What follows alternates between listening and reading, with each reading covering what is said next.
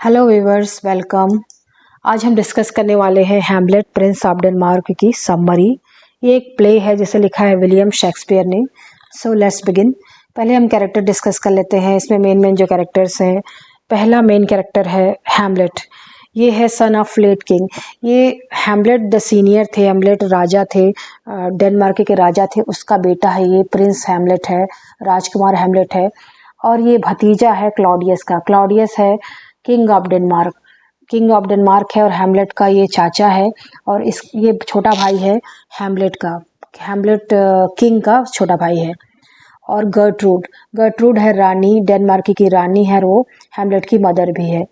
तो हुआ यूं ये है कि क्लॉडियस जो छोटा भाई है हैमलेट सीनियर का, उसने अपने भाई का हत्या कर दिया है। उसके भाई की हत्या कर दी है, उसके कानों में जहर डाल के उसकी हत्या कर दी है।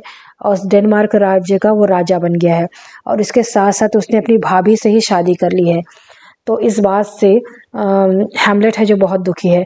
हैमलेट को ये नहीं मालूम है कि उसके फादर की हत्या हुई है, लेकिन उसको इस बात से भी बहुत दुखी है कि उसके फादर की मौत हो गई है और उसकी माँ ने इतनी जल्दी में अपने उसके चाचा से ही शादी कर ली है।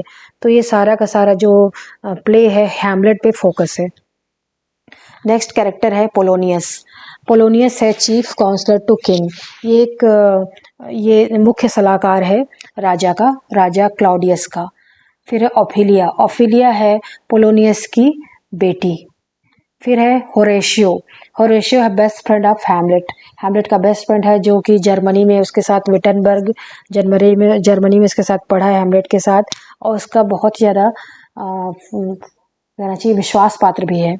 लियटिस है पोलोनियस का बेटा, जो कि पोलोनियस जो कि मुख्य सलाहकार है राजा का। और ये जो लियटिस है पेरिस में पढ़ाई करता है। फिर है वोल्टामेंट एंड कॉर्नेलियस, ये दरबारी हैं। फिर है रोजेनक्रैंड एंड गिल्डेस्टन। अब ये जो इन लोग हैं दरबारी हैं और इन लोग हैमलेट राजकुमार के फ्रेंड भी हैं, बचपन के दोस्त भी हैं। देन है ऑसरिक, एक दरबारी। मार्सिलस ऑफिसर है, बर्नाडो ऑफिसर है। ये सब गार्ड करते हैं किले को। देन है फ्रांसिस्को, अ सोल्जर है।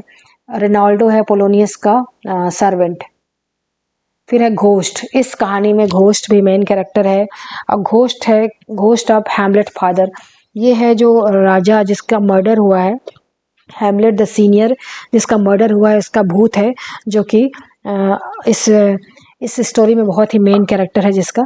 फिर है फोर्टिन ब्रास है, एक और देश है नॉर्वे, डेनमार्क के पास में, वहाँ का ये राजकुमार है। फिर है ग्रेव डिगर्स यानी जो कब्र खोदते हैं, ये कब्र खोदने वाले ग्रेव डिगर्स हैं। फिर इसके अलावा प्लेयर किंग, ये जो नाटक के अंदर नाटक खेला गया है इसमें, इस प्ले में, उसके ये कैरेक्टर्स हैं, प्लेयर किंग, प्लेयर क्वीन, ये सब करके। तो अब हम इस स्टोरी को डिटेल में पढ़ना शुरू करते हैं act wise. So let's get started. अंक पहला मीन्स एक्ट 1 सीन 1। एल्सिनोर के किले की प्राचीर पर आधी रात के समय हैमलेट के दोस्त होरेशियो ने 2 अफसरों मार्सिलस और बर्नार्डो को बुलाया है। उनसे वो डिस्कस कर रहा है। उन लोगों ने उसको एक स्टोरी बताई है कि इस किले में एक घोस्ट आता है और घोस्ट पूरी तरह से जो हमारे राजा थे, पुराने राजा थे हैमलेट द सीनियर, उनके जैसे पूरा दिखता है। उन लोग आपस में डिस्कस करते हैं कि ये तो पूरा कवच पहने हुआ, जैसे राजा हमारे पहना करते थे वैसे ही पूरा कवच पहना है। ये हो ना हो हमारे राजा का ही घोस्ट है, भूत है करके ऐसा वो डिस्कस करते हैं। फिर अचानक उन लोग ऐसी बात ही करते रहते हैं मार्सिलस और बर्नार्डो। तो वहीं पर अचानक से भूत आ जाता है और भूत उन लोग को बहुत छकाता है, कभी इधर जाता है कभी उधर जाता है। उन लोग भूत से बातें करने की कोशिश करते हैं, लेकिन वो जो भूत रहता है, घोस्ट रहता है, उनसे बिल्कुल भी नहीं बात करता। कभी यहाँ प्रकट होता है कभी वहाँ प्रकट होता है, उनको खूब छकाता है। अब उन लोग इसी के बारे में बात करते करते फिर सवेरा हो जाता है और उन लोग सोचते हैं कि ये सारा का सारा जो बातें हैं, सारी के सारी घोस्ट की जो स्टोरी है, हम लोग हैमलेट को बताएंगे, राजकुमार हैमलेट को बताएंगे, क्योंकि उसी के फादर का ही ये भूत है। फिर सीन 2 शुरू होता है। डेनमार्क का राज दरबार है, जहाँ पर क्लॉडियस अपना पहला दरबार लगाता है। क्लॉडियस ने क्या किया है, क्लॉडियस ने अपने भाई की धोखे से हत्या कर दी है हैमलेट की, प्रिंस हैमलेट की। और वहाँ पर वो ये बात किसी को मालूम नहीं है, ये बात सिर्फ क्लॉडियस को मालूम है कि उसने भाई को मारा है। और वो कहता है कि जब मेरा भाई जो है गार्डन में आराम कर रहा था तो उसमें एक जहरीले सांप ने मेरे भाई को काट लिया, इसलिए उसकी मौत हो गई, सोचता है। और कहता है कि ये डेनमार्क को नॉर्वे के देश से बहुत ज़्यादा खतरा था। फोर्टिनब्रास जो वहाँ का राजकुमार था हमेशा आक्रमण करना चाहता था इसमें डेनमार्क पे, इसलिए डेनमार्क को वो दूसरे खतरों से बचाने के लिए, बाहरी खतरों से बचाने के लिए मुझे राजा बनना पड़ेगा करके वो ज़बरदस्ती किंग बन जाता है। हम इसका उस डेनमार्क देश का किंग बन जाता है।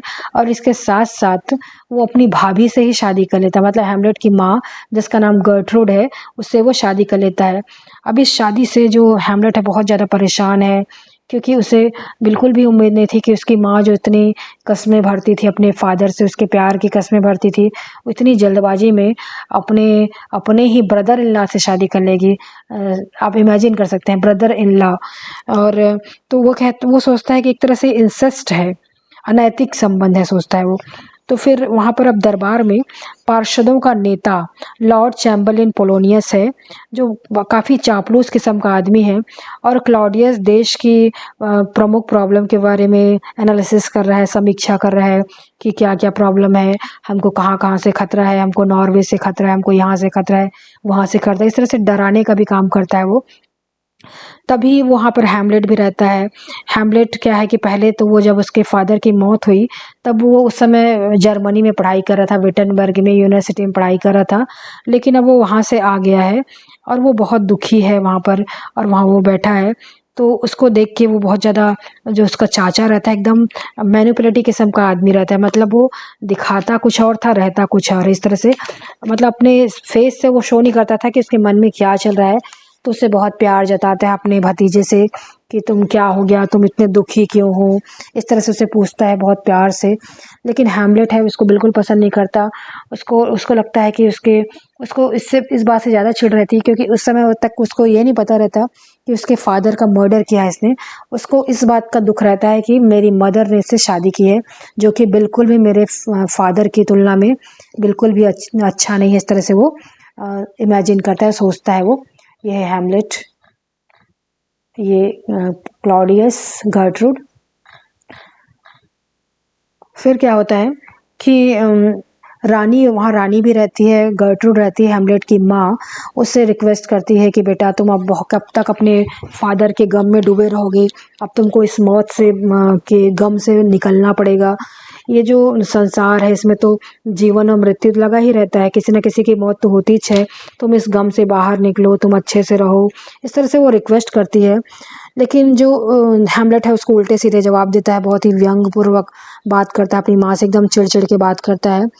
अब राजा रानी जो होते हैं क्लॉडियस और गर्ट्रूड उससे बहुत ज़्यादा रिक्वेस्ट करते हैं, शांत रहने के लिए कहते हैं, और कहते हैं कि तुम वापस लौट के जो यूनिवर्सिटी मत जाओ, यूनिवर्सिटी ऑफ विटनबर्ग मत जाओ, तुम यही डेनमार्क में रहो और हमारे साथ रहो।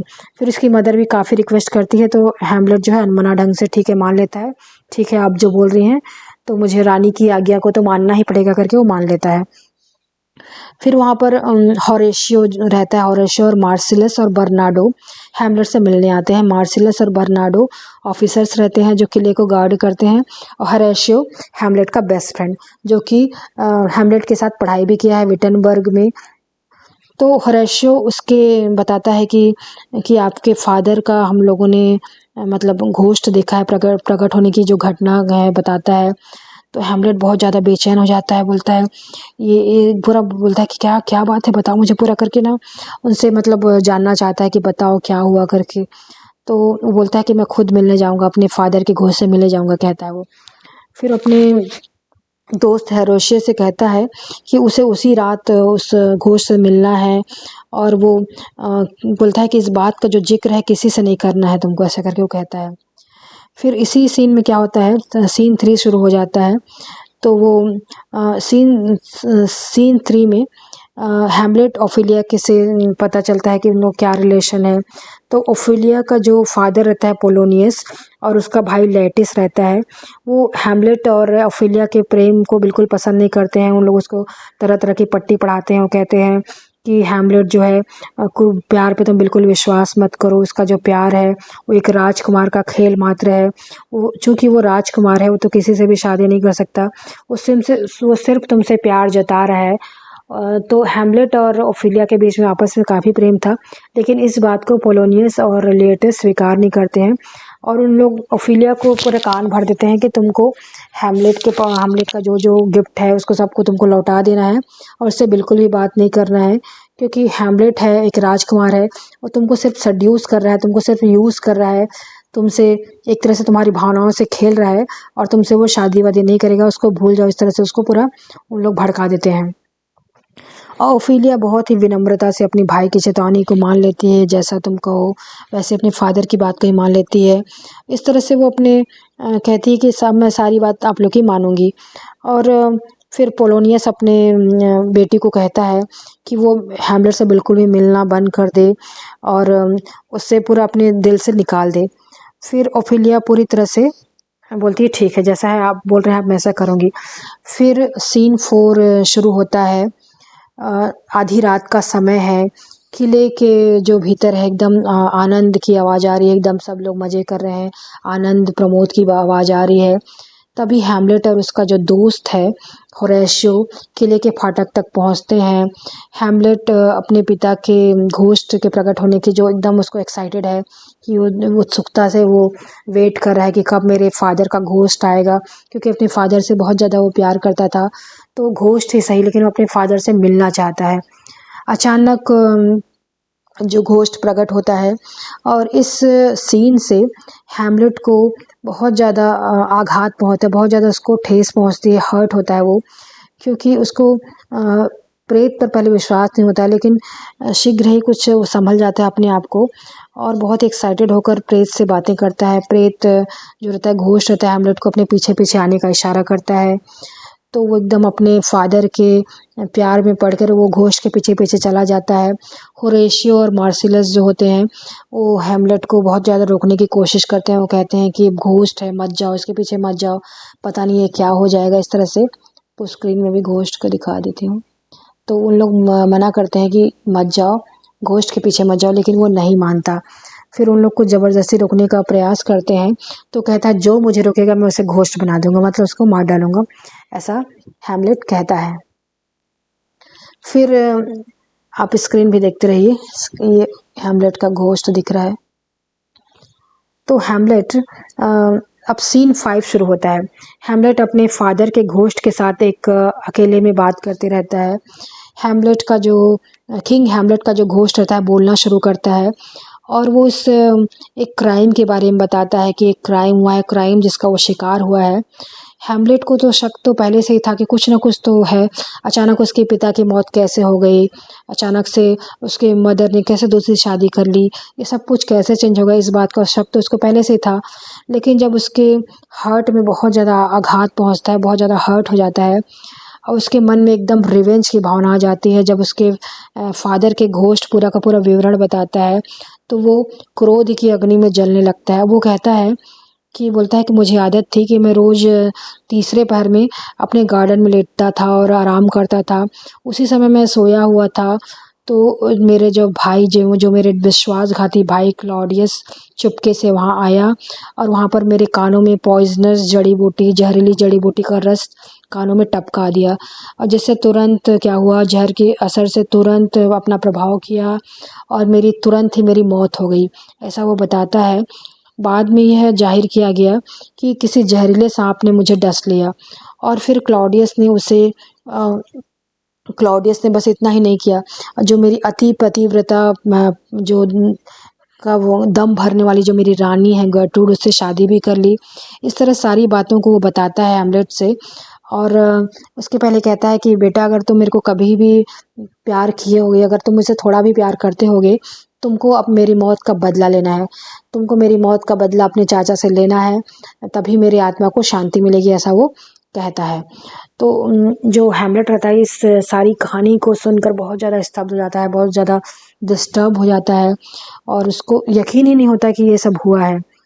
फिर होरेशियो और मार्सिलस हैमलेट को ढूंढ कर आते हैं, वहाँ पर आते हैं और बोलते हैं क्या बात हुई तुम्हारे बीच में, क्या बात हुई प्रेत और तुम्हारे बीच में। लेकिन वो उन लोग को बातों को नहीं बताता और बस उन लोग से एक प्रॉमिस लेता है, शपथ दिलाता है कि तुम लोग ये जो मैंने घोस्ट से मेरी मुलाकात हुई इस बात को किसी से नहीं कहोगे। तो उन लोग बोलते हैं हाँ ठीक है हम लोग किसी से नहीं कहेंगे करके उसको हैमलेट को प्रॉमिस करते हैं, राजकुमार हैमलेट को प्रॉमिस करते हैं। फिर अगला अंक शुरू होता है, अगला जो अध्याय शुरू होता है उसमें एक्ट 2 में सीन 1 है। पोलोनियस अपने जो सेवक है, अपना जो सर्वेंट है रोनाल्डो, उसका जो सर्वेंट है उसको एक लेटर देता है और उसको कुछ पैसे देता है, कुछ मतलब जो भी उन लोग का जो प्रॉपर्टी रहता है उसको देता है। उसको बोलता है इसको लेके मेरे बेटे के पास जाओ, मेरा बेटा लेटिस जो कि पेरिस में रहता है, पेरिस में पढ़ता है, इसके पास तुमको जाना है, ये लेटर देना है उसको और उसको तुमको ये पैसे को देना है, ऐसे करके उसको इंस्ट्रक्शंस देता है। अब वो उसे निर्देश देता है कि लेटिस की जासूसी भी करे। अब ये जो पोलोनियस रहता है बड़ा अजीब किस्म का आदमी रहता है, वो जैसा वो चाहता था उसी तरह से सब लोग रहें, ऐसा वो चाहता था। मतलब अपनी बेटी को भी अपने हिसाब से वो चलाना चाहता है, उसको भी हैमलेट से दूर कर देता है। दूसरी तरफ वो लेटिस को भी चैन से रहने नहीं देता, वो उसके पीछे जासूस भेजता है। फिर इस तरह से तो वो कहता है कि तुम पता लगाना कि मेरा जो बेटा वहाँ पढ़ने गया है वास्तव में वहाँ पढ़ ही रहा है कि कुछ और कर रहा है। इस तरह से वो जासूस भेजता है। उसी समय वहाँ पर ओफिलिया आ जाती है। ओफिलिया जो उसकी बेटी है वो बहुत ही डरी हुई है, बहुत ही ज़्यादा कहना चाहिए परेशान है। अब वो अपने पापा से कहती है, अपने फादर ऑफ पोलोनियस से कहती है कि हैमलेट अचानक मेरे पास आया और एकदम डिप्रेस्ड था, एकदम ऐसा लग रहा था कि मेंटली बहुत डिस्टर्ब्ड हो। उसके कपड़े भी बहुत अस्त व्यस्त थे, जैसे कि ऐसा लग रहा था कि वो एकदम मतलब पागल टाइप का हो गया, प्रेमी पागल टाइप का हो गया था वो। और एकटक टाइप से मुझे देख रहा था, एकदम मेरे को स्टेयर कर रहा था और अजीब अजीब मतलब कुछ बातें नहीं कर रहा था, सिर्फ मुझे एकटकी टकटकी लगा कर देख रहा था, जैसे मेरे मन के विचार को पढ़ना चाह रहा हो, मेरे मन को जानना चाह रहा हो कि मेरे मन के अंदर क्या चल रहा हो। और एक शब्द बोले बिना ही मानो घोर निराशा में वो पड़ गया और फिर लगातार मेरे चेहरे को निहारता रहा और वहाँ से चला गया। ऐसे करके वो बताती है कि जो इतना अच्छा राजकुमार था, जो कभी इतना पढ़ा लिखा और बहुत ही गुणी राजकुमार था, उसकी हालत हो गई करके ओफिलिया बताती है अपने फादर को। फिर पोलोनियस अपनी जो बेटी से बोलती है कि ये सब क्या हो गया, ये सब क्या कारण है करके, कहीं ये जो इसका रीज़न ये तो नहीं है कि हैमलेट पागल हो गया। इसी बारे में बातचीत चल रही है कि हैमलेट को पता नहीं क्या हो गया है, ये डिप्रेशन में चला गया है कि पागल हो गया है, अजीब अजीब हरकतें कर रहा है, कहीं वो तुम्हारे प्यार में तो पागल नहीं हुआ है। तो ओफिलिया कहती है मुझे नहीं मालूम, बोलती है लेकिन आप लोगों ने जैसा कहा था कि उसके सारे सामान को लौटा दो, उसका अपना जो प्रेम जो है उसको मतलब ख़त्म कर दो, तो मैंने ऐसा कर दिया। तो पोलोनियस को अब विश्वास हो जाता है कि चूँकि उसकी बेटी से वो हैमलेट प्यार करता था और ओफिलिया ने उसके प्रेम रिलेशन को ख़त्म कर दिया, इसी वजह से ये मतलब मेंटली डिस्टर्ब्ड हो गया है हैमलेट और इसी तरह से अजीब अजीब तरह की हरकतें कर रहा है, ऐसा वो सोचता है। और सोचता है इस बात को वो जाके राजा को बताएगा, क्लॉडियस को बताएगा, ऐसा वो सोचता है कि एक तरह से कहना चाहिए प्रेमी पागल हो गया है हैमलेट। अब वो पोलोनियस निश्चय कर लेता है, एकदम डिटरमाइंड हो जाता है, सारी बातों को बताएगा और ताकि कुछ भी मतलब गलत मत हो इस तरह से। फिर सीन 2 शुरू होता है। सीन 2 में हैमलेट एकदम मानसिक रूप से बहुत ज़्यादा विक्षिप्त दिखाई पड़ता है। अब होता ये है कि हैमलेट अपने जो दोस्त से वादा लिया रहता है होरेशियो की, मेरी और घोस्ट की जो बातें हुई हैं उसको किसी और को नहीं बताना। तो हैमलेट अपने मन में ये निश्चय कर लेता है कि उसे अपने फादर की मौत का बदला लेना, जैसे कि उसके फादर ने उसे कहा था कि बेटा मेरी मौत का बदला लेना, तुम्हारे चाचा ने ही मेरी हत्या की है। तो इसको मौत का बदला लेने के लिए वो एक तरह से अगर वो अपने सामान्य रूप में रहता तो वो ऐसा करना उसके लिए बहुत मुश्किल रहता। इसीलिए वो क्या करता है कि पागलपन का नाटक करता है, अपने फीलिंग को छुपा के रखता है, अपना जो रियल उसका जो मोटिव रहता है उसको छुपा के रखता है ताकि लोगों पर वो उसको शक ना हो और अपने जो जिस तरह से वो जो काम कर सकता है उसको वो कर सके। इस तरह से वो पागलपन का नाटक करता है। अब हैमलेट मानसिक रूप से एकदम विक्षिप्त दिखाई देता है। राजा, रानी और इसके ये जो बाकी सब लोग उसकी दशा उसको जानने की कोशिश करते हैं, ये हो क्या गया है, इसको इतना पागल कैसे हो गया है। फिर उसके जो 2 जो जो उसके साथ जो पढ़ते थे, जो उसके सहपाठी थे रोज़ेनक्रैन और गिल्डेस्टर्न, जो उसके बचपन के दोस्त रहते हैं, उनको बुलाते हैं, राजा और रानी बुलाते हैं और उनको काम सौंपते हैं कि तुम लोग जाओ, उससे बातचीत करो, पता लगाओ उसके मन में क्या चल रहा है, किस वजह से वो इतना परेशान रहता है। इस तरह से उन लोग उसको बोलते हैं। तो उसके जो दोस्त रहते हैं, बचपन के दोस्त, और फिर वहाँ पर पोलोनियस भी आ जाता है और वो बताता है कि हैमलेट का जो सारा का सारा जो मेंटल डिस्टर्ब है, वो मेरी बेटी की वजह से हुआ है। मेरी बेटी से बहुत ज़्यादा प्यार करता था वो, लेकिन मैंने मेरी बेटी को कह दिया था कि उसके प्रेम संबंध को ठुकरा दे, उसके सारे सामान को, सारे गिफ्ट आइटम को वापस कर दे। इसी वजह से हो ना हो जो राजकुमार है डिस्टर्ब हो गए हैं, ऐसे कह रहता है पोलोनियस। लेकिन इस बात को क्लॉडियस मानने को तैयार नहीं होता है। अब इसलिए हैमलेट के पागलपन का कारण जानने के लिए उन लोग सोचते हैं कि कुछ न पता करते हैं कि क्या हो रहा है करके। तो इस से प्रमाणों से अब वो कहते हैं कि एक मीटिंग कराते हैं, ओफेलिया और हैमलेट की मीटिंग कराते हैं, जिससे हम लोग को पता चल जाएगा कि इसके पीछे राज क्या है। तो और बोलते हैं कि जब वो लोग मीटिंग करते रहेंगे तो हम लोग चुपके से वहाँ पर सुनते रहेंगे कि उन दोनों के बीच में आपस में क्या बात हो रही है। तो हैमलेट है, हैमलेट किताब पढ़ रहा था, किताब पढ़ते हुए आते रहता है। वहीं पर ओफेलिया रहती है और पोलोनियस और क्लॉडियस वहाँ पे छिपे रहते हैं। तो पोलोनियस से बातें करता है, पहले तो हैमलेट उससे बातें करता है और फिर तब पोलोनियस हैमलेट की मानसिक दशा के बारे में जानना चाहता है। तो हैमलेट बहाना करता है कि मानो पोलोनियस की जो बेटी है ओफेलिया उसको जानता भी ना हो। तो फिर पोलोनियस को सलाह देता है कि वो अपनी बेटी को किसी और के संपर्क में आने ना दे, उसे मतलब अलग-अलग अजीब-अजीब तरह की बातें करने लगता है, जैसे पोलोनियस को लगता है ये पूरी तरह से पागल हो गया है। उसी समय हैमलेट के जो फ्रेंड्स आ जाते हैं उसके पास, रोज़ेनक्रैन और गिल्डेस्टर्न, और हैमलेट को एकदम आश्चर्य में डाल देते हैं। उनसे बहुत अच्छे से बात करता है हैमलेट, लेकिन और हैमलेट उस समय पागलपन का जो बहाना कर रहा था उसको छोड़ देता है, उन लोग का स्वागत करता है, वेलकम करता है और एकदम लेकिन तुरंत ही उसको पता चल जाता है कि ये जो वो लोग बार-बार पूछते हैं कि तुम ऐसे दुखी क्यों हो? क्यों दुखी हो? क्या रीज़न है? तब उसको समझ में आ जाता है कि इन लोग मेरे फ्रेंड की हैसियत से मुझे मिलने नहीं आए हैं, बल्कि एक स्पाई की तरह, एक जासूस की तरह इन लोग क्लॉडियस की चाचा क्लॉडियस की जासूसी कर रहे हैं, मेरे मन की बात जानना चाहते हैं ताकि इन लोग कुछ नुकसान पहुंचा सकें। तो वो समझ जाता है, तो तुरंत अपना जो दार्शनिक ध्यान में फिर से मग्न हो जाता है और अजीब-अजीब तरह की पागलपन वाली बातें फिर से शुरू कर देता है। अब उनसे कहता है क्योंकि कुछ भी भला बुरा, वो कहता है कि उनके लिए सत्य होना आवश्यक नहीं है, क्योंकि कुछ भी भला या बुरा नहीं है, केवल सोचने से ही कुछ भी भला या बुरा होता है। इस तरह से वो अलग ही दुनिया में से वाली बातें करने लगता है। अब दोनों इसके जो फ्रेंड रहते हैं उससे बोलते हैं कि बताओ बताओ क्यों तुम डिप्रेस्ड हो, और ये जो थोड़ी सी मतलब ये जो ज़िंदगी है उसमें हंसी खुशी रहना चाहिए, लेकिन तुम क्यों खुश नहीं हो, इस तरह से हम लोग पूछते हैं। अब लेकिन हैमलेट कुछ भी उन लोग को नहीं बताता और उसी समय वहाँ पर अभिनेता प्रवेश करते हैं, वहाँ पर एक्टर्स आ जाते हैं और एक्टर्स बहुत अच्छे से बात करता है हैमलेट उन लोग से। एक्टर्स माने क्या होता था उस समय कि एक्टर्स का ग्रुप रहता है जो कि राज दरबार में जाके उन लोग एक्टिंग करते थे, मंचन करते थे। तो ऐसा ग्रुप आता है जिसको रोज़ेनक्रैन और गिल्डेस्टर्न लेके आए रहते हैं राज दरबार में परफॉर्म कराने के लिए।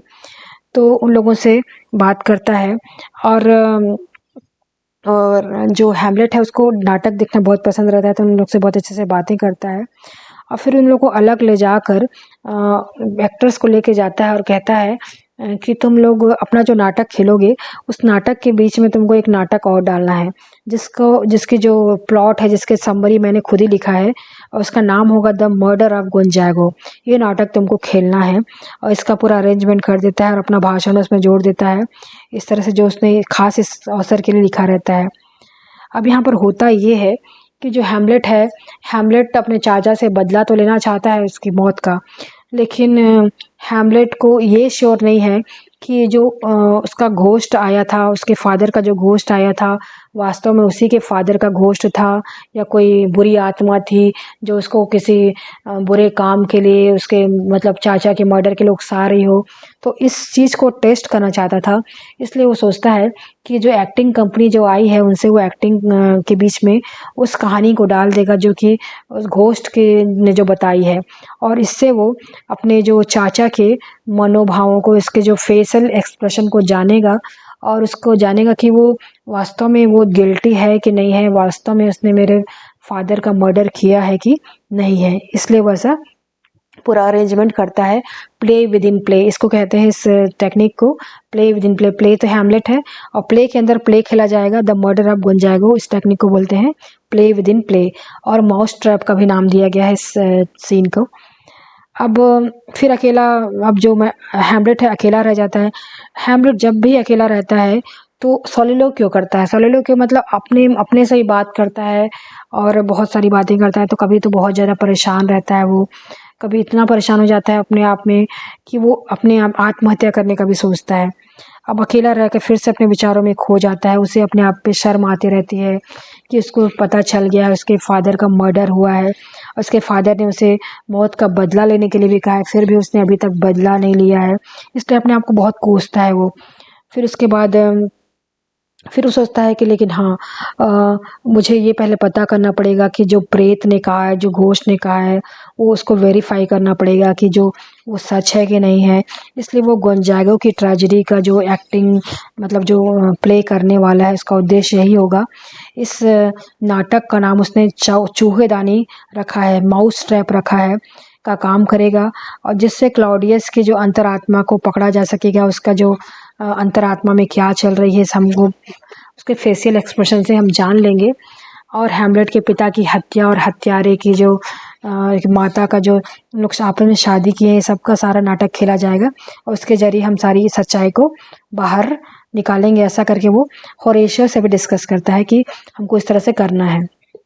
और होरेशियो से भी कहता है कि जब ये नाटक खेला जाएगा तब तुमको क्लॉडियस के चेहरे को देखना है कि वो किस तरह से उसका व्यवहार करता है, किस तरह से उसके चेहरे के हाव भाव बदलते हैं। फिर सीन 3 शुरू होता है। सीन 3 में सॉरी अंक 3 अंक मतलब एक्ट 3 शुरू होता है। एक्ट 3 में सीन 1 है। इसमें हैमलेट के जो दोनों फ्रेंड हैं आते हैं, रोज़ेनक्रैन और गिल्डेस्टन आते हैं और राजा से कहते हैं कि अभी भी हैमलेट के मन में जो क्या बात हुई है, क्या बात चल रही है, इस बात को हम लोग पता लगाने में सक्सेसफुल नहीं हो पाए हैं। और क्योंकि हैमलेट अजीब-अजीब तरह की बातें करता है, लेकिन वो इतना उलझा देता है हम लोग को कि हम लोग को समझ में ही नहीं आता, क्योंकि हैमलेट बहुत स्मार्ट रहता है। हैमलेट के स्मार्टनेस के आगे उन लोग कुछ नहीं रहते हैं, तो उन लोगों को पता नहीं चल पाता। अब जो राजा क्लॉडियस रहता है उनसे कहता है कि अपना जो तुम प्रयास है जारी रखो और पता करो कि क्या चल रहा है, उसके मन में क्या चल रहा है। अब राजा और पोलोनियस, राजा मीन्स किंग क्लॉडियस और पोलोनियस हैमलेट और ओफेलिया की बातचीत सुनने का जो ठाने रहते हैं, उसको सुनने की अपनी योजना में, उसके प्लान में निकल पड़ते हैं। फिर पोलोनियस ओफेलिया को सिखा पढ़ा कर वहाँ पे रख देता है कि ऐसे ऐसे तुम एक हाथ में पुस्तक रखे रहो और एक महल के कोने में बैठ जाओ और ऐसे बहाना करो कि तुम पढ़ रही हो। और फिर हैमलेट अपनी बातें करते हुए आता है। हैमलेट वहाँ पे घूमते घूमते आता है। हैमलेट ओफेलिया को प्यार करता था, तो जब वो ओफेलिया को वहाँ पर देखता है तो उससे बातें करने लगता है। वो लाइफ डेथ के बारे में बात करने लगता है, तुलना करने लगता है और तरह तरह की बातें करने लगता है। फिर अचानक से तो मतलब उसकी जो बातें रहती हैं बिल्कुल अजीबो तरह की होने लग जाती हैं।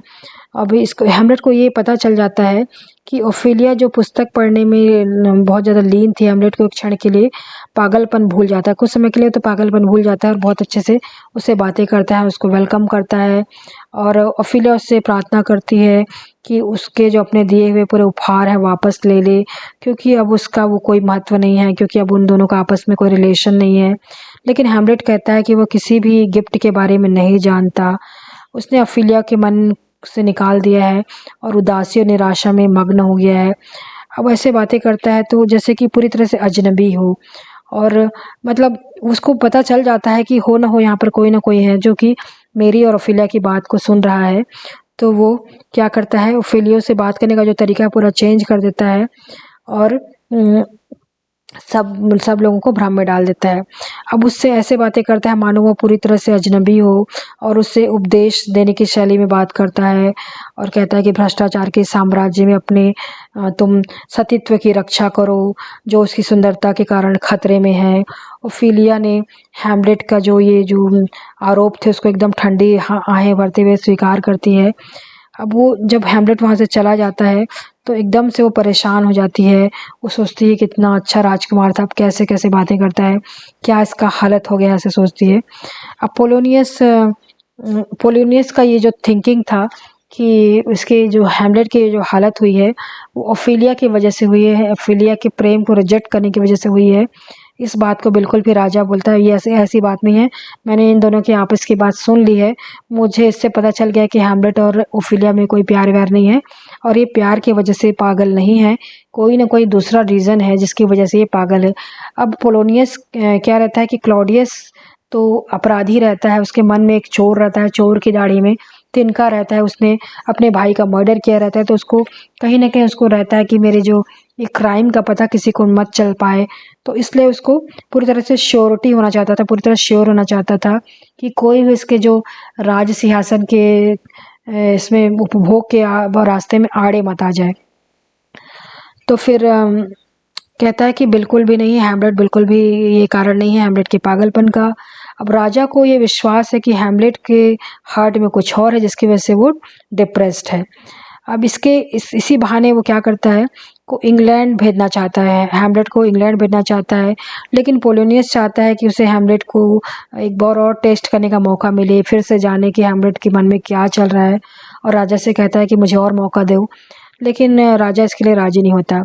अब वो कहता है कि ऐसा करता हूँ कि मैं एक बार जो राजा जो उसकी जो हैमलेट की जो मदर है गर्ट्रूड जो रानी है और हैमलेट के बीच की बातें सुनूंगा करके बोलता है वो।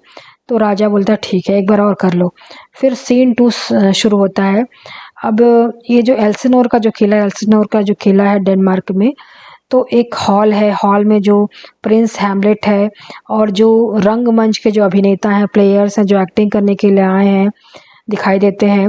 अभिनेता जो गोंजागो का एक नाटक खेलने के लिए तैयार हो रहे हैं, गोंजागो जो इस कहानी का जो हीरो था, और राजकुमार जो प्रिंस हैमलेट है अपने सामान्य व्यवहार में रहता है, क्योंकि उसको पता रहता है कि एक एक्ट्रेस लोगों के सामने उसको पागलपन के नाटक करने की ज़रूरत नहीं है, तो एकदम वो सिंपली उनसे बिहेवियर करता है।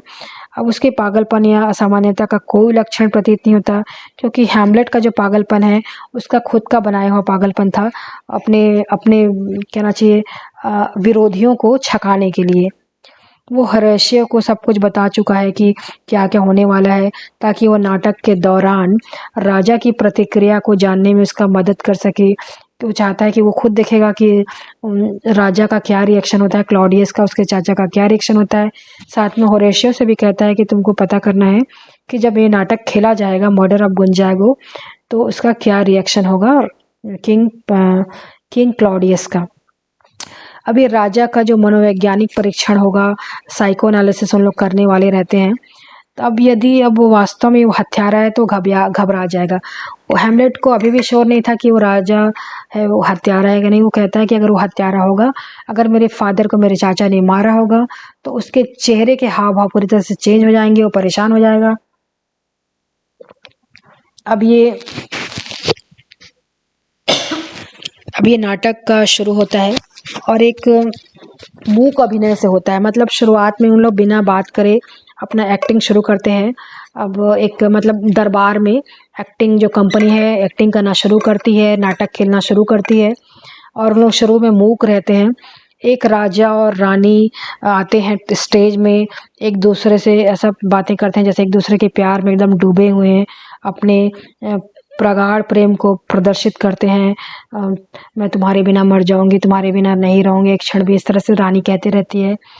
अब राजा सो जाता है, फिर थोड़ी देर में राजा वहाँ पर सो जाता है, और और वहाँ पर इसके पहले राजा रानी से कहता है कि तुम मुझे बहुत प्यार करते हो, लेकिन अगर मैं मर जाऊँगा तो तुम मुझे भूल जाओगी। तो रानी कहती है नहीं नहीं, ऐसा बिल्कुल नहीं होगा, मैं तुम्हें कभी नहीं भूलूंगी। इस तरह से बहुत प्रेम को अपनाई करती है। तो वहीं पर हैमलेट अपनी माँ के पास आता है और उसको पूछता है कि मम्मी ये नाटक अच्छा लग रहा है ना, आपको एक्टिंग अच्छी लग रही है इन लोग की। तो रानी बोलती हाँ ठीक है, लेकिन ये जो जो रानी है, जो प्लेइंग है, जो रानी है, बहुत ज़्यादा प्रेम में वो कर रही है, कस्में खा रही है, मेरे को मत पसंद नहीं आ रहा है बोलती है। फिर तभी वो जो प्लेयर जो राजा रहता है वो सो जाता है, गार्डन में सो जाता है, गार्डन का सीन रहता है और रानी वहाँ से चली जाती है। तभी वहाँ पर एक दूसरा आदमी आता है और राजा के कानों में क्या करता है, जहर उड़ेल देता है। और वो फिर रानी वहाँ पे लौट के आती है, राजा को मरा हुआ पाती है और रोने धोने लगती है, बहुत ज़्यादा शोक प्रकट करने लगती है। और ये क्या हो गया, मेरे पति को किसने मार डाला। अब हत्यारा लौट कर आता है, जो मर्डर लौट के आता है और रानी को बहुत ज़्यादा गिफ्ट देता है वहाँ पर और बोलता है कि मैं तुमसे शादी करना चाहता हूँ। अब पहले तो रानी थोड़ा सा अनमनी दिखाई देती है, फिर उसके जल्द में ही से उसको वो जो उसका जो प्रेम जो रहता है उसको वो प्रपोजल रहता है उसको स्वीकार कर लेती है, उससे शादी कर लेती है वो। अब ये जो मूक अनुभव चल रहा था, मूक अभिनय जो चल रहा था, मूक एक्टिंग चल रहा था, इसका जो रिजल्ट वो चाह रहे थे ऐसा ही बिल्कुल होता है। अब ये जो मुख्य नाटक जब शुरू होता है तो राजा अपने अपने आप पर नियंत्रण खो बैठता है। मतलब जो क्लॉडियस रहता है, मेन राजा, डेनमार्क का राजा, जो कि हैमलेट का चाचा रहता है, जब इस नाटक को देखता है तो अपना आपा खो देता है, अपने ऊपर कंट्रोल खो देता है। उसका चेहरा पूरा पीला पड़ जाता है, जोर जोर से वो कांपने लगता है। मतलब उसके उसके मन का जो चोर रहता है वो अभी तक वो सोचता है कि जिस तरह से उसने अपने भाई को मौत के घाट उतारा, इस बात का किसी को पता नहीं है। तो लेकिन ये जब वो देखता है, अपने जो अपराध को सामने में देखता है, तो बहुत ही डर जाता है और एकदम उसके चेहरे से अपने जो भाव को कंट्रोल नहीं कर पाता, छिपा नहीं पाता वो, और वो तुरंत खेल बंद करने का आदेश देता है और चला जाता है वहाँ से। अब हैमलेट चूहे के पिंजरे में फांसने में सफल हो जाता है। उसका जो माउस ट्रैप का जो नाटक था वो सफल हो जाता है और वो सच्चाई जाहिर हो जाती है कि राजा का अपराध अब सिर चढ़कर बोलता है, क्लॉडियस का अपराध। हैमलेट को पूरा यकीन हो जाता है उसके फादर का ही वो घोस्ट था और उसके जो जिसने एक एक जो बात कही थी एकदम सही है। अब उसको अपने ऊपर और ज़्यादा गिल्ट होने लगता है कि मैं इतना देरी कर रहा हूँ अपने फादर की मौत का बदला लेने में, इतना देरी कर रहा हूँ, ऐसा सोचता है वो। और फिर से वो अपने दुखी हो जाता है वो। फिर सीन 3 शुरू होता है। क्लॉडियस तुरंत हैमलेट के दोनों जो फ्रेंड्स हैं उनको बुलवाता है। क्लॉडियस तो बहुत परेशान हो जाता है। अब उसको ये पता चल जाता है कि ये हैमलेट को मेरे अपराध के बारे में पता चल गया है कि मैंने इसके फादर को मारा है। तो इस हैमलेट को अब चिकनी चुपड़ी बातें करने से कोई मतलब नहीं। अब इसको अपने रास्ते से हटाना ही एकमात्र रास्ता है ताकि मैं अच्छे से राज कर पाऊँगा, ऐसा सोचता है। क्योंकि जो क्लॉडियस रहता है बहुत ही सेल्फिश इंसान रहता है। ऐसा इंसान जो राजगद्दी के लिए अपने भाई को मार डाले, अपनी भाभी से शादी कर ले, उससे बड़ा सेल्फिश कौन हो सकता है। तो उसके लिए फिर हैमलेट को अपने रास्ते से हटाना कौन सी बड़ी बात है। तो उनको बुलाता है, रोजेनक्रैंड और गिल्डेस्टन को बुलाता है जो उसके स्पाई रहते हैं, और उनको ये दायित्व सौंपता है कि तुमको क्या करना है, तुमको एनी हाउ इसको रास्ते से हटाना है, हैमलेट का चैप्टर क्लोज करना है और हैमलेट को इंग्लैंड ले जाओ। कहते हैं कि हैमलेट को तुम लोग इंग्लैंड ले जाओ, और इंग्लैंड के राजा के नाम पे एक लेटर लिखता है, कि एक गुप्त संदेश लिखता है, एक सीक्रेट लेटर लिखता है। और जैसे ही हैमलेट वहाँ पर पहुँचे, वहाँ पर उसको तुरंत ही उसका कत्ल कर दिया जाकर के ऐसा संदेश लेके भेजता है, तुमको उसको लेके जाना है ताकि वहाँ उसका कोई मर्डर कर दे। अब उसके बाद अब क्या होता है, ये सीन खत्म होता है। उसके बाद क्या होता है कि राजा है, अब प्रेयर करता है राजा, अपने घुटने टेक कर प्रार्थना करता है जीसस क्राइस्ट के सामने। तो हैमलेट वहाँ से गुजरते रहता है, उस किले के उस कमरे से गुजरते रहता है, तो देखता है कि वो घुटने टेक कर प्रार्थना कर रहा है। और उसी समय उसके मन में आता है कि उस समय तो कोई भी बॉडीगार्ड उसके साथ नहीं है, क्लॉडियस के साथ में कोई नहीं है। तो अपना तलवार निकालता है उसको मारने के लिए, तलवार उठा लेता है। तभी उसको लगता है कि ये जो क्लॉडियस है, जो मेरा चाचा है, ये प्रार्थना कर रहा है, अगर इस समय मैं इसको मार दूंगा तो ये सीधा जाएगा स्वर्ग, और इधर मेरे फादर जो हैं वो भूत बन के भटक रहे हैं, उनको स्वर्ग नसीब नहीं हुआ है, तो मैं इसको कैसे स्वर्ग में जाने दूँ। तो कहता है कि अभी इस समय नहीं मारूंगा, अगर प्रार्थना के समय मार दिया तो वो तुरंत। तो इस तरह से इसमें हैमलेट के में एक आदत रहती है, प्रोक्रेस्टिनेशन की आदत रहती है। प्रोक्रेस्टिनेशन मतलब जो चीज़ों को टालने वाली आदत, मतलब कोई भी काम को वो जब उसके मन में आता है वो उसको तुरंत नहीं करता, बल्कि उसको अगले समय के लिए वो टाल देता है। उसके मन में अपना ही वो तर्क देता है, मोरालिटी का तर्क देता है, नैतिकता का तर्क देता है कि किस तरह से अगर अभी मार दिया तो ये जो है स्वर्ग में चला जाएगा, इसलिए अभी नहीं मारूंगा। तो इसी वजह से पूरी जो प्ले की जो ट्रेजेडी इसी वजह से हुई है। अगर वो तुरंत इसी समय ही मार देता अपने चाचा को, तो इस ट्रेजेडी यहीं पर ख़त्म हो जाती है और हैमलेट डेनमार्क का राजा बन जाता है, लेकिन ऐसा नहीं करता वो। तो जिसकी वजह से पूरा का पूरा ट्रेजिक प्ले शुरू हो जाता है। फिर क्या है कि अब उसको उसी क्षण उसके मन में फिर ये जो विचार रहता है उसको वो छोड़ देता है, और फिर ये अपना ये जो मारने वाला जो है स्वर्ग नर्क वाला, इसमें वो फंस जाता है। और फिर वो अपना थोड़ी देर के लिए अपने आप को संभाल लेता है हैमलेट, और वो रानी से मिलने चला जाता है, अपनी जो माँ रहती है गर्ट्रूड, उससे मिलने उसके चैम्बर में, उसके रूम में चला जाता है। अब सीन 4 बिगिन होता है। तो इसमें क्या होता है, इस सीन में हैमलेट अपनी माँ के पास आता है, उससे उसको झिड़कती है, तुम कैसा करते हो, ये क्या एक्टिंग वैक्टिंग तुमने लगा रखी है, तुम राजा कितने परेशान हो गए थे, राजा को आधा बीच में ये जो प्ले ख़त्म करके जाना पड़ा, ये सब क्या है, तुम कैसा टाइप का कर रहे हो अपने चाचा के साथ, कैसा टाइप का बिहेवियर कर रहे हो, इस तरह से उसको झिड़कती है। तो वो तुम्हारे फादर है, तुम्हारे सौतेले पिता के साथ तुम बहुत ज़्यादा अशिष्ट व्यवहार कर रहे हो, ऐसा वो करके वो कहती है। तो हैमलेट को बहुत गुस्सा आता है, हैमलेट बहुत ज़्यादा भड़क जाता है, वो बोलता है, पलट जवाब देता है, बोलता है कि अपराध तो उसने खुद ही किया है, बोलता है उसने और तुमने भी उसने अपराध किया, तुमने अपने पति की हत्या में सहयोग देकर उसके बाद उसके हत्यारे थे तुमने शादी कर लिए, तुमने मेरे फादर के ही मर्डर से शादी कर ली है। तो रानी बोलती है क्या बकवास कर रहे हो। तो फिर एकदम आश्चर्यचकित हो जाती है, बहुत गुस्सा हो जाती है वो, और वो गुस्सा हो जाती है, फिर वो बहुत हैमलेट जो होता है बहुत ज़्यादा क्रोध में आ जाता है, बहुत ज़्यादा गुस्सा हो जाता है, हैमलेट भी गुस्सा आ जाता है, गुस्से से छटपटाने लगता है, और उससे कहता है कि देखो देखो मेरे फादर कितने अच्छे थे, और उनका आप ये फ़ोटो देखिए, वहाँ पर पोस्टर लगा रहता है, हैमलेट पुराने राजा का पोस्टर लग रहा है, उसको देखो कितने अच्छे थे मेरे फादर, उसको तुम भूल गई, इस तरह से। और उसी समय क्या होता है कि हैमलेट का घोस्ट फिर से प्रकट हो जाता है, मतलब हैमलेट का राजा का जो घोस्ट रहता है, और वो कहता है, हैमलेट से कहता है कि अपने जो तुमको बदला लेने का जो काम है बेटा, उसको जल्दी से तुमको करना है, पूरा करना है, और तुम अपनी माँ के पीछे मत पड़ो, तुमको जो असली जो बदला लेना है क्लॉडियस से, उससे बदला लेने पे तुम कायम रखो, इस तरह से। तो फिर हैमलेट बोलता है देखो मेरे फादर आए हैं करके, वो दिखाने की कोशिश करता है अपनी माँ को, देखो। लेकिन जो हैमलेट की जो मदर रहती है गर्ट्रूड, उसको हैमलेट के फादर का घोस्ट दिखा नहीं देता, क्योंकि उसका जो प्यार रहता है वो सच्चा नहीं रहता, उस हैमलेट के सीनियर के प्रति उसका जो प्यार सच्चा नहीं रहता, इसलिए हैमलेट सीनियर का घोस्ट उसे दिखाई नहीं देता। तो वो सोचती है कि हैमलेट पागल हो गया है, उसको उसको राजा का घोस्ट दिखाई दे रहा है, जबकि यहाँ पर कुछ भी नहीं है। तो वो सोचती है मेरा बेटा तो पूरा पागल ही हो गया है, और उसको संभालने की कोशिश करती है हैमलेट को। तो हैमलेट को और भी ज़्यादा गुस्सा हो जाता है, हैमलेट चिल्लाने लगता है और चीज़ों को पटकने लगता है। तो और एकदम अपनी माँ का हाथ पकड़ लेता है, उससे कहता है कि तुमने क्यों शादी कर ली, क्यों शादी कर ली, इस तरह से उसको बहुत ही झिड़कता है। तो रानी रहती है, परेशान हो जाती है, वो और हेल्प के लिए चिल्लाने लगती है, मदद मदद के लिए चिल्लाने लगती है, हेल्प हेल्प चिल्लाने लगती है। तो पोलोनियस जो रहता है वो बहुत ही एक चापलूस किस्म का आदमी रहता है, जो कि इस पूरे घटनाक्रम में जो फंसे रहते हैं, आप पिक्चर में आप देख रहे होंगे, ये पोलोनियस जो है एक पर्दे के पीछे छिपा रहता है। ये जो सीन है, यहाँ पे गर्ट्रूड बैठी है, यहाँ पे हैमलेट है, और यहाँ पर जो पोलोनियस है ये पर्दे के पीछे छिपा रहता है, और पर्दे के पीछे छिप कर वो सबको सुनता रहता है, और उसको सारा चीज़ पता चल जाता है कि जो हैमलेट है, इसको कहीं ना कहीं से पता चल गया है कि हैमलेट का जो डेथ है, इसने इसने कि अब ये सारी बातें जो है हैमलेट अपनी माँ को बताता है कि जो क्लॉडियस है उसने ही मेरे फादर की का मर्डर किया है, जिससे आपने शादी की है, इस तरह से आपने बहुत गलत काम किया है।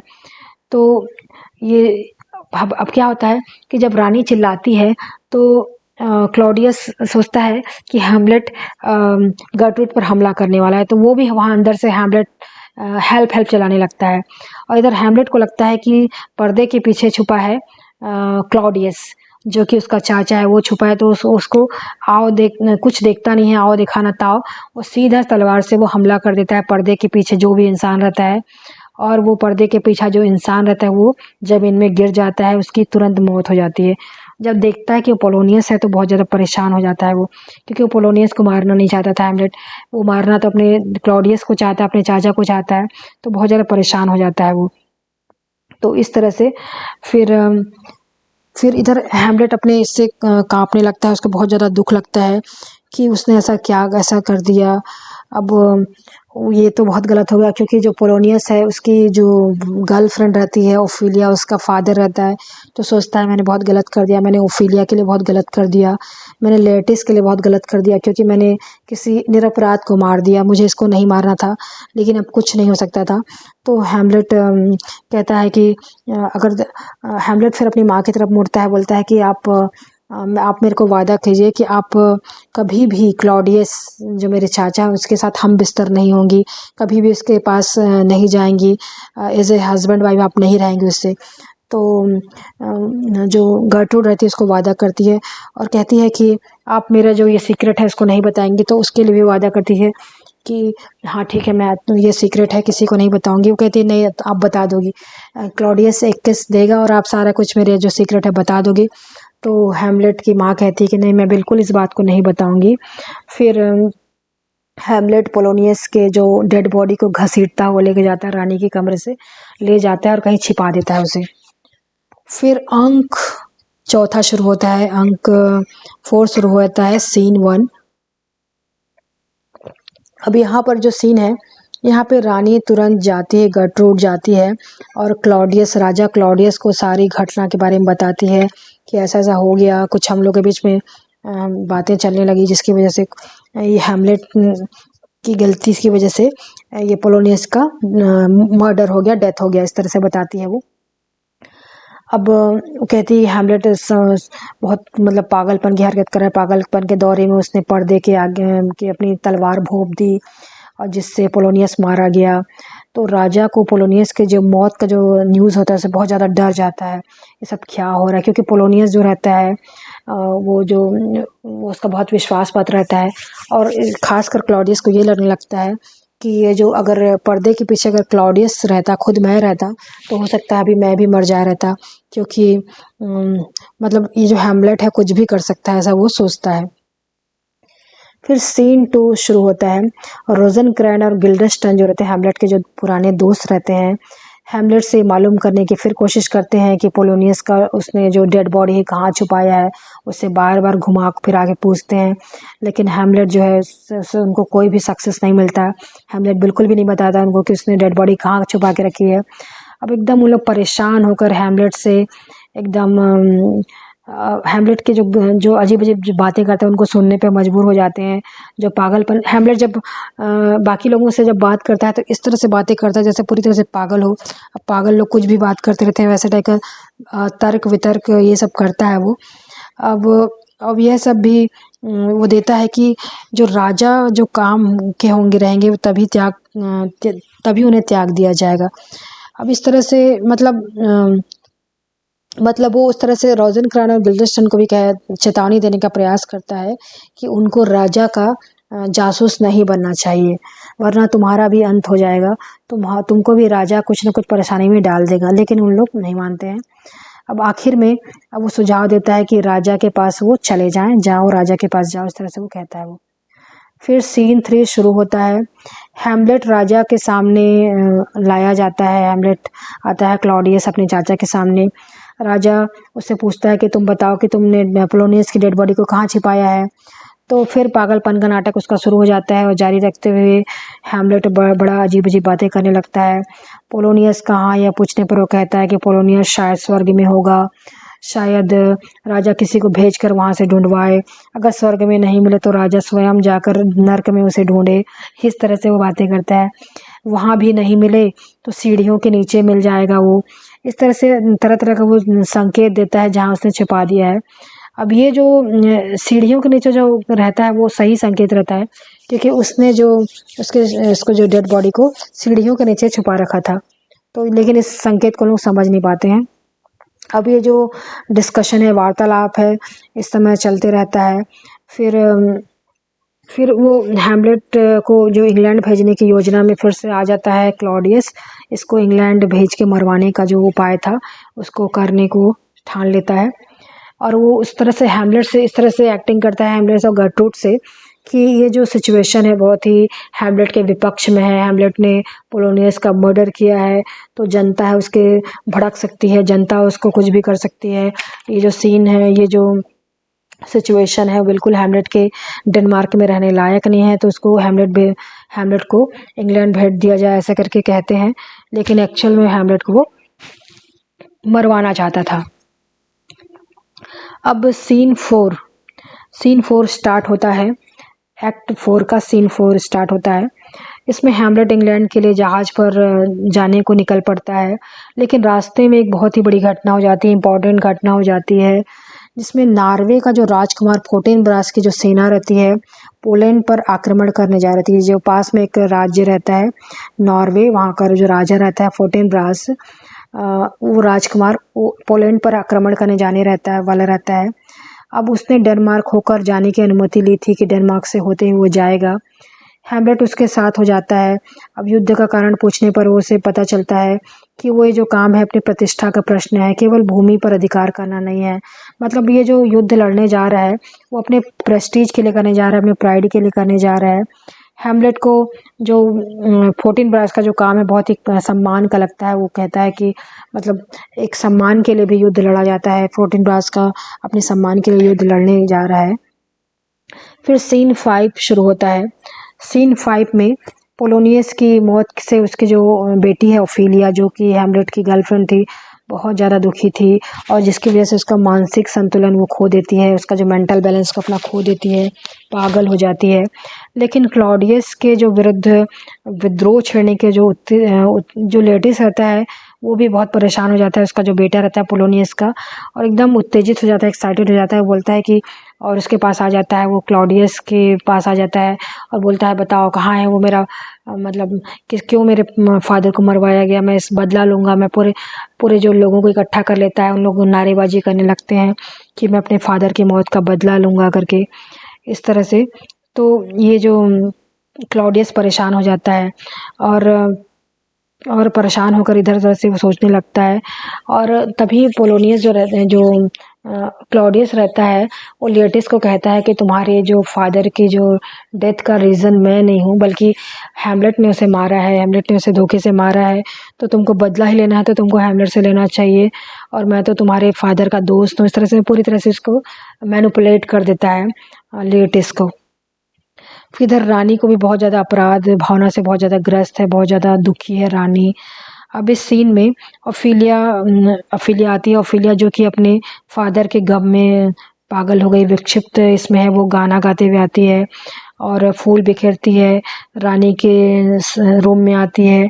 तो ओफिलिया क्या करती थी कि वो गाना गाती थी और लोगों में फूल बांटती थी, और उसी समय लेटिस आ जाता है, महल में घुस जाता है और अपने जो राजा से लड़ाई करता है। राजा बहुत ही उसको समझा बुझा के जो भेज दिया रहता है। फिर उसके बाद इस सीन 6 शुरू हो जाता है। कुछ नाविक जो होते हैं, कुछ नाविक होरेशियो के पास आकर उसे हैमलेट का लेटर देते हैं, और हैमलेट का लेटर को जब होरेशियो पढ़ना जाता है, होरेशियो जो कि हैमलेट का बेस्ट फ्रेंड है, तो उस लेटर में राजकुमार ने उसको इन्फॉर्मेशन दी रहती है कि जहाज़ में वो इंग्लैंड जा रहा था, और वहाँ समुद्री लुटेरों ने, जो पेरेट्स थे, उन्हें हमला कर दिया और उसे बंदी बना लिया, हैमलेट को एज ए प्रिजनर बना लिया। जबकि रोजनक्रैंड और गिल्डेस्टन इंग्लैंड चले गए, जिसके फ्रेंड थे वो इंग्लैंड चले गए, और बाद में लुटेरों ने हैमलेट को मुक्त कर दिया।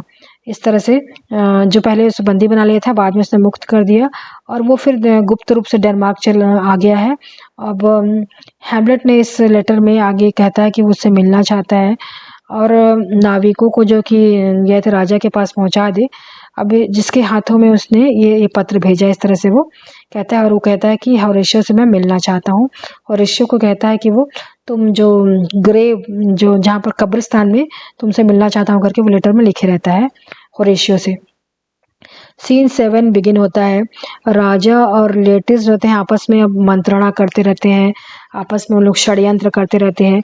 अब लेटिस और क्लॉडियस एक हो जा रहते हैं, क्योंकि उनको दोनों का जो एक ही टारगेट रहता है कि हैमलेट को मारना। राजा का भी, क्लॉडियस का भी टारगेट रहता है हैमलेट को मारना। उधर लेटिस का भी टारगेट रहता है कि पोलोनियस जो उसके फादर का जो मर्डरर है हैमलेट, उसको मारना। तो उन लोग डिस्कशन करते हैं पोलोनियस की जो मृत्यु के बाद जो उसके साथ जो महान अन्याय हुआ, ग्रेट जो इनजस्टिस हुआ है, उसको कैसे उसको बदला लेना, रिवेंज। इस प्ले का पूरा मोटिव रिवेंज है। इस प्ले को रिवेंज प्ले कहा जाता है। मतलब ये जो हैमलेट जो प्ले है उसको रिवेंज प्ले कहा जाता है, बदले की कहानी कहा जाता है, जिसमें कि जो एक बेटा है अपने बाप की मौत का बदला लेता है। फिर यहाँ पहले तो यहाँ पर जो हैमलेट सीनियर की मौत का बदला हैमलेट लेना चाहता है, और यहाँ पर फिर पोलोनियस भी है, यहाँ पर जो लियटिस भी है जो अपने फादर पोलोनियस की मौत का बदला लेना चाहता है, इस तरह से। और एक तरफ से जो 14 ब्रास जो रहता है, राजकुमार रहता है नॉर्वे का, वो भी अपने फादर, उसके फादर का भी नाम 14 ब्रास सीनियर रहता है, जिसका मर्डर किया था हैमलेट सीनियर ने। जब उन दोनों के बीच में युद्ध हुआ था, एक युद्ध हुआ था शुरुआत में, जैसे युद्ध को बताया नहीं गया है लेकिन इसको जस्ट कहानी के जरिए बताया गया। जब शुरुआत में जो पोलोनियस जो शुरुआत में जो दरबारी लोग डिस्कस करते रहते हैं कि नॉर्वे के राजा को हैमलेट सीनियर ने मारा था, उसका बेटा अब डेनमार्क से बदला लेना चाहता है अपने फादर की मौत का। इस तरह से बदले की कहानी है पूरी तरह से ये। और एलिजाबेथन एज में जब ये प्ले लिखा गया था, उस समय ये जो कहानी, इस तरह की कहानी बहुत ज़्यादा पॉपुलर होती थी, बदले वाली कहानी। लेकिन इस बदले वाली कहानी में हैमलेट बदले वाली की कहानी में क्या होता था, ज़्यादातर खून खराबा, मार काट और बदला होता था। लेकिन इसमें शेक्सपियर ने एक साइकोलॉजिकल टच दे दिया है, क्योंकि जो हैमलेट है, राजकुमार जो है, वो क्या करता है, वो सिर्फ बदला लेने पर आतुर नहीं रहता है, उसका एक मोरालिटी वाला दिमाग भी है। वो सोचता है क्या सही है क्या गलत है, गलत आदमी को नहीं मारना है, जिसको मारना है मतलब गलत आदमी, मतलब जो उसका टारगेट है उसी को ही मारना है। जैसे पोलोनियस को जब वो गलती से मार देता है तो उसे बहुत ज़्यादा दुख होता है, और वो तब तक क्लॉडियस को मारना नहीं चाहता जब तक वो श्योर ना हो जाए कि उसने, क्लॉडियस ने वो अपराध किया है, उसके फादर को मारने का अपराध किया है, इस तरह से। तो ये एक मोरालिटी वाली कहानी है, और इसको जो कि इस प्ले को बहुत ही एक लेवल तक पहुंचा देती है। अब राजा और जो फिर लेटिस इस तरह से बातें करते रहते हैं, और इसी बीच एक लेटर मिलता है, हैमलेट का लेटर मिलता है कि मैं यहाँ पर आ गया हूँ, डेनमार्क में आ गया हूँ। अब राजा ये जानकर काफ़ी आश्चर्य में पड़ जाता है हैमलेट की डेनमार्क में लौट आया है, क्योंकि वो चाहता था हैमलेट तो मर जाए। तो हैमलेट के लिए तो प्लान बनाया रहता है कि वो इंग्लैंड में मर जाए, लेकिन ऐसा नहीं हो पाता। तो वो फिर दूसरा प्लान अपना बनाने में लग जाता है, और उसे मरवाने की जो एक जो प्लान है फेल हो जाता है, तो नई योजना बनाने में लग जाता है, नए प्लान बनाने लगता है। वो लेटिस को बताता है कि उसका हैमलेट के साथ एक फेंसिंग मैच रखते हैं, एक तलवारबाजी वाला मैच रखते हैं, तलवारबाजी के मैच, जिसे फेंसिंग मैच कहा जाता है। इस तरह से हम लोग अरेंजमेंट कर देते हैं कि तुम्हारे उसके बीच में होगा, और लेटिस को तुमको क्या करना है कि तुम लोग का जो तेज़ धार वाला तलवार दिया जाएगा तुमको। और फिर लेटिस कहता है कि वो अपनी तलवार की नोक पर एक घातक विष लगा लेगा, एक डेंजरस पॉइजन लगा देगा, और वो जिससे क्या होगा कि उसको ज़रा सा भी खरोच लग जाएगी अगर हैमलेट को, तो उसकी तुरंत मौत हो जाएगी, क्योंकि जो उस ब्लड के ज़रिए जो उस तलवार से जो पॉइजन है उसकी ब्लड स्ट्रीम में चला जाएगा और उसकी तुरंत मौत हो जाएगी। अब राजा बहुत खुश हो जाता है, बताता है कि जब हैमलेट बच भी गया तो मैं उसके लिए और भी प्लान तैयार करके रखूँगा। बोलता है एक मैं वहाँ पर जो जाम जैसा होता है ना, जो शराब पीते हैं तो जो गिलास रहता है उसको रखूँगा, और उसमें भी जहर डाल के रखूँगा, ताकि अगर उसको प्यास लगे तो उसको मैं दूंगा, या तो उसको चीयर अप करने के लिए मैं उस प्याले को दूंगा उस हैमलेट को, जिसमें जहर होगा, जिससे उसकी मौत हो जाएगी। मतलब कोई ना कोई प्लान से वो या तो वो तलवार से मर जाएगा, तुम्हारे जहर भुजी तलवार से मर जाएगा, या तो मेरे इस गॉबलेट से, इस जहर भरे कप से मर जाएगा। किस तरह से उनका प्लान रहता है। अब ये सारे प्लान से बिल्कुल भी वाकिफ़ नहीं रहता है हैमलेट। फिर अब शुरू होता है अंक 5वां, एक्ट 5, जो लास्ट इस 5 एक्ट प्ले का जो लास्ट एक्ट शुरू होता है। सीन 1 है। सीन 1 में कब्रिस्तान का सीन है, ग्रेवयार्ड का सीन है। जैसे हम लोग इसमें देखे थे ना कि जो ग्रेव डिगर्स लोग भी इसमें कैरेक्टर्स हैं। तो एक कब्र खोदने वाली है और जो कब्र खोदने वाले कब्र खोद रहे हैं, और जो कब्र खोदने वाले हैं एक्चुअल में हमारे इससे अगर पॉइंट ऑफ व्यू से देखा जाए तो कब्र खोदने वाले हैं, हमको लगेगा कि बहुत ही शांत रहेंगे, बहुत ही शांति से सीरियसनेस से कब्र खोदेंगे। तो ऐसा बिल्कुल नहीं रहता। वो बहुत हंसी मजाक करते रहते हैं, गाना गाते रहते हैं और कब्र खोदते रहते हैं, क्योंकि ये उनके रोज़ का काम रहता है। रोज़ का काम है उनके लिए कब्र खोदना, कोई उनके लिए स्पेशल ओकेजन नहीं था। तो इसी वहीं पर संयोगवश क्या होता है कि हैमलेट और होरेशियो वहाँ पहुँच जाते हैं, क्योंकि हैमलेट ने होरेशियो से कहा था कि यहीं मिलने को कहा रहता है, क्योंकि एक तरह से हैमलेट जो है चोरी छुपे आया रहता है इंग्लैंड से, तो वो यहीं होरेशियो को बुलाया रहता है, यहाँ हम लोग मिलेंगे करके। तो फिर जब हैमलेट देखता है कब्र खोदने वालों से तो उनसे बातचीत करने लगता है। उसे मालूम होता है कि किसी ऐसी लड़की के लिए कब्र खोदी जा रही जिसने आत्महत्या किया है, इस तरह से। तो वहीं पर जब कब्र खोदते रहते हैं तो वहाँ पर एक खोपड़ी मिलती है उनको, ग्रेव डिगर लोग को खोपड़ी मिलती है। उस खोपड़ी को उन लोग ऐसे फेंक देते हैं। तो उस खोपड़ी को जब उस स्कल को हैमलेट उठाता है और ऐसे करके अपने हाथ में लेता है, उन लोग से पूछता है किसकी खोपड़ी है। तो उन लोग कहते हैं कि ये जो स्कल आप पिक्चर में देख रहे होंगे, हैमलेट यहाँ पर ये स्कल उठाया है। तो उन लोग बोलते हैं कि ये यॉरिक की खोपड़ी है।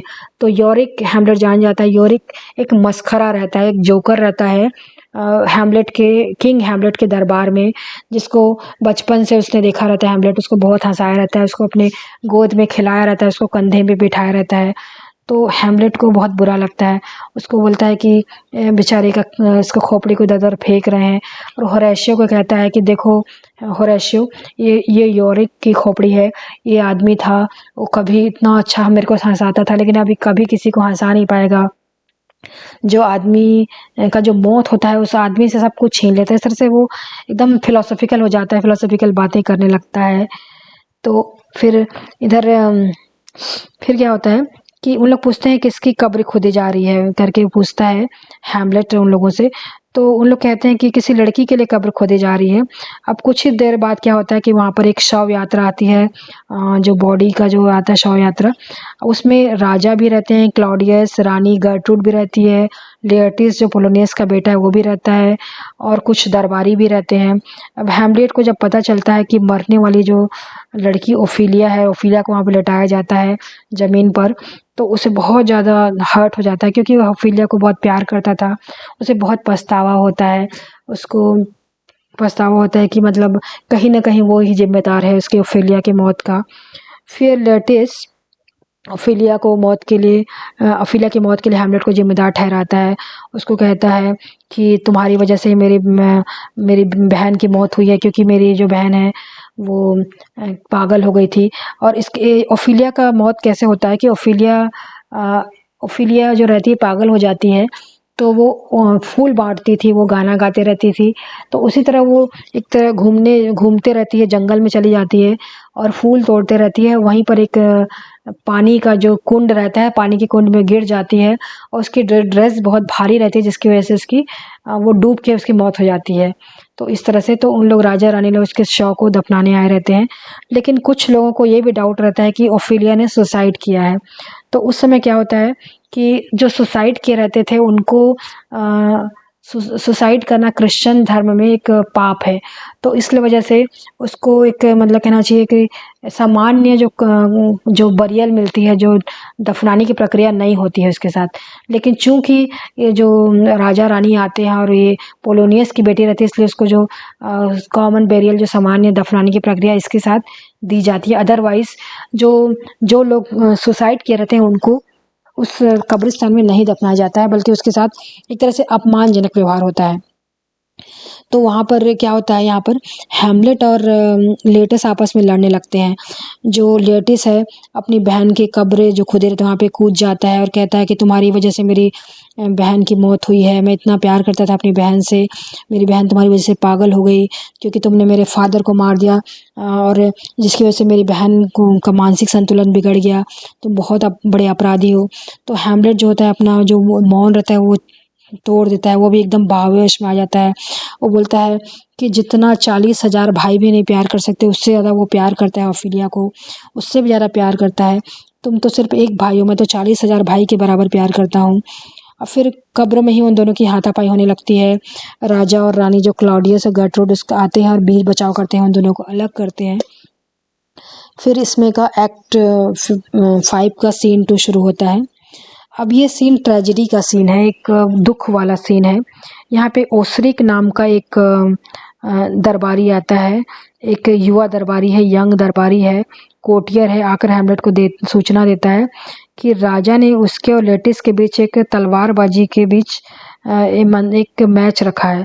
मतलब आप इस बात को भी याद रखेंगे, जो कैरेक्टर्स हैं अक्सर ये एग्ज़ाम वगैरह में ये पूछा जाता है कि कौन दरबारी था, कौन कोर्टियर था जिसने फेंसिंग मैच हुआ था लियटिस और हैमलेट के बीच में, उसकी सूचना दी थी। तो ये दरबारी था ओसरिक।